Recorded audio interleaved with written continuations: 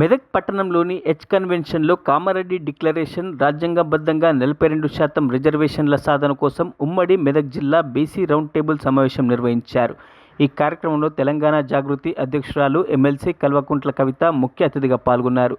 ఈ సందర్భంగా వారు మాట్లాడుతూ బీసీల గొంతుకగా తెలంగాణ జాగృతి యునైటెడ్ పూలే ఫ్రంట్ పనిచేస్తుందన్నారు. బీసీలంతా చైతన్యం కావాలని, కామారెడ్డి డిక్లరేషన్ సాధించుకునేంత వరకు పోరాడతామని తెలిపారు. బీసీ మేధావులు, విద్యార్థులు, యువకులు, మహిళలు పోరాడాల్సిన అవసరం ఎంతైనా ఉందన్నారు. ఈ కార్యక్రమంలో తెలంగాణ జాగృతి నాయకులు, బీసీ సంఘాల నాయకులు తదితరులు పాల్గొన్నారు.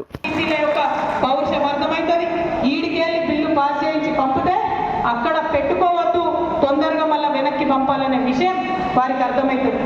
మరి ఆ బిల్లు వచ్చే లోపలనే కాంగ్రెస్ ప్రభుత్వం కుట్ర ఏంటంటే ఇది వచ్చే లోపలనే ఎలక్షన్లు పెడతారట.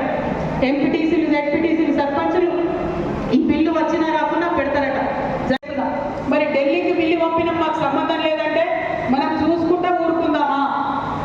ఆనాడు తెలంగాణ ఉద్యమంలో కూడా ఢిల్లీకే ఉండాలి, మాకు సంబంధం లేదని ఇక్కడ నాయకులు అన్నారు.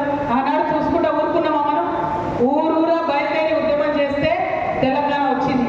ఇవాళ గట్లనే ఊరూరా బీసీలు చైతన్యవంతమై ఉద్యమం చేస్తేనే ఖచ్చితంగా బీసీ బిల్లు వస్తుంది. ఇవాళ మెదక్ ఎంపీ ఉన్నాడు, ఇక్కడ బీజేపీ ఎంపీ ఉన్నాడు రఘునందన్ రావు. ఒక్కనాడన్నా మాట్లాడిండా బీసీ బిల్లు గురించి? ఒక్కటంటే ఒక్కనాడన్నా మాట్లాడిండా? మరి ఎందుకు మాట్లాడాడు? మీ ఓట్లు వేసారు కదా, మన బీసీలేమో వేసారు కదా, మన బీసీ ఓట్లు లేకుండా మెదక్ ఎంపీ ఇవాళ పార్లమెంట్లో ఉన్నాడా? ఈ విషయం దయచేసి అడగాలి.